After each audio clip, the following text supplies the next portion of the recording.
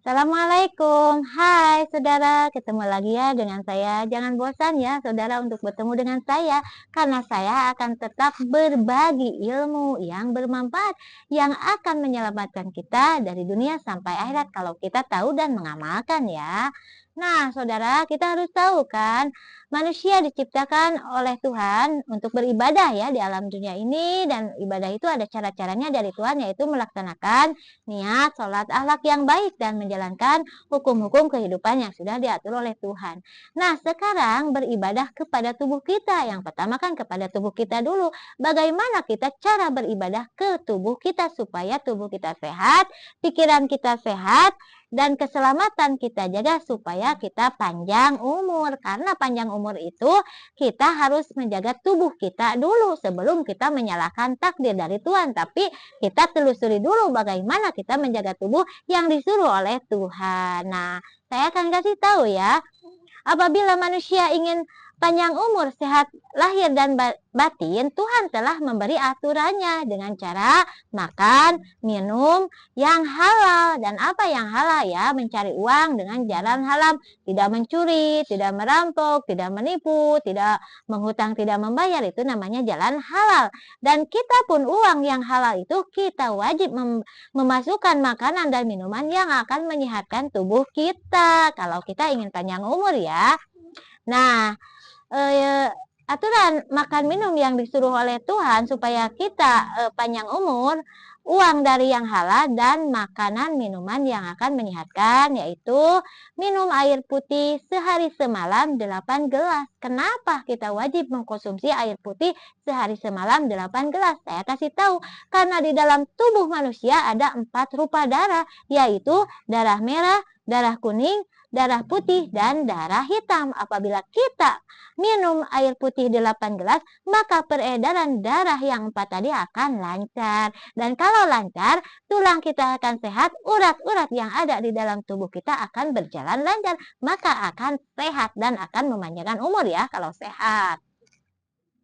Dan yang kedua, makanan-makanan pokok. Makanan pokok kita yaitu nasi. Jadi kita wajib mengkonsumsi nasi sehari 3 kali, yaitu pagi-pagi, siang hari, dan sore hari ya. Bagaimana sekarang kan banyak jajan bakso ya, walaupun jajan bakso tapi kita memakai nasi walaupun setengah cukil gitu, tetap kita harus memakan nasi 3 kali sehari semalam supaya tubuh kita kuat dan sehat. Dan kita wajib mengkonsumsi telur rebus ya sehari 2 kali gitu ya. Telur rebus untuk apa itu telur rebus? Karena telur rebus itu mengandung vitamin yang akan menyehatkan tubuh dan akan mencerdaskan otak. Nah, kalau ada anak-anak yang masih pertumbuhan tubuhnya, wajib diberi telur rebus karena anak-anak kan lagi belajar, otaknya akan cerdas kalau diberi telur rebus ya. Dan wajib mengkonsumsi susu murni seminggu sekali atau seminggu 2 kali. Karena susu murni itu akan menyehatkan tubuh kita, akan mencerdaskan otak kita. Dan sayur mayur yang dianjurkan oleh Tuhan untuk menyehatkan tubuh yaitu wortel, bayam, karena wortel dan bayam akan menyehatkan tubuh kita, ada vitamin-vitamin.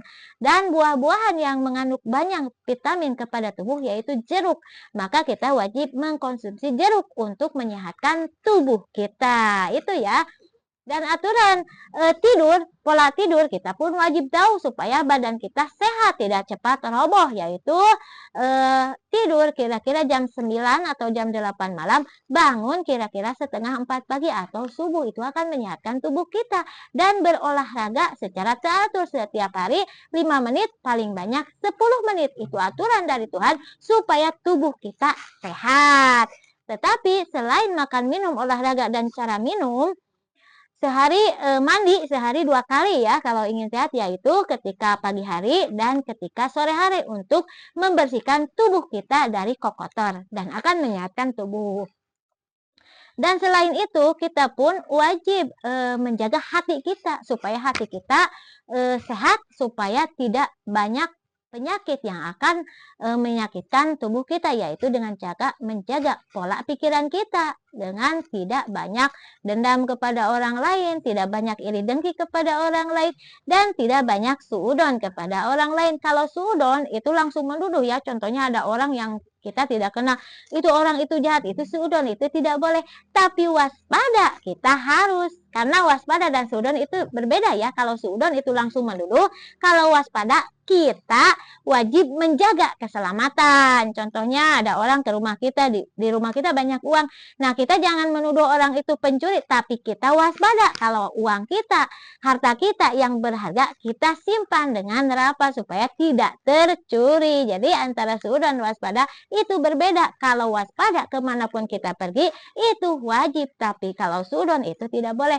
Nah, kalau hati kita dijaga oleh kita, tidak ada dendam, tidak ada iri hati, dan tidak ada kesuudonan, nah pikiran kita akan sehat ya. Dan kalau sehat pikiran kita, badan kita sehat dengan pola makan yang saya sebutkan, kita akan panjang umur. Tetapi jangan lupa kita pun wajib menjaga keselamatan. Saya kasih contoh, kita bepergian, kita lihat kondisi kita lihat kendaraan kita kalau sedang berkendara, kita lihat kondisi kendaraan, takut remblong, takut kecelakaan kendaraan, kita lihat. Dan mengendarai kendaraan kita pun wajib waspada atau teliti. Jangan ceroboh, karena banyak kematian akibat kecelakaan, yaitu mengendarai yang ceroboh. Walaupun tidak mengendarai ceroboh, ada orang yang ceroboh mengendarai, akhirnya menabrak orang lain sampai mati. Nah, kita jaga pola makan, pola pikiran, pola tidur, pola mandi, dan pola keselamatan untuk kita hidup sehari-hari. Maka kalau kita sudah menjaga semua itu,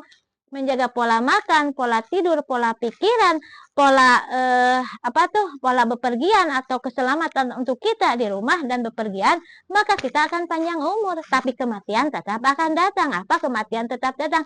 Karena semua yang bernyawa pasti akan mati. Tapi kalau kita telah menjalankan aturan-aturan hidup supaya kita panjang umur oleh Tuhan dengan cara makan yang dianjurkan, pola makan, pola minum, pola pikiran, pola keselamatan kita jaga, maka kita akan panjang umur. Setelah kita tua renta, nenek-nenek, kakek-kakek baru meninggal karena sudah waktunya layu. Karena kan proses manusia itu kan berproses ya, dari bayi, balita, anak-anak, remaja, dewasa, tua renta atau nenek-nenek, kakek-kakek. Nah, di sana sudah tua renta, tubuh kita sudah layu, maka kematian pasti akan datang.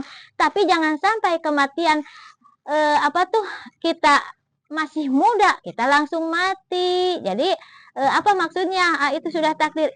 Teliti dulu apa kita sudah menjalankan yang disuruh oleh Tuhan atau tidak. Banyak sekarang kematian akibat makanan yang tidak teratur ya. Makanan pedas berlebihan, akhirnya lambung, penyakit, akhirnya penyakit kronis sampai meninggal.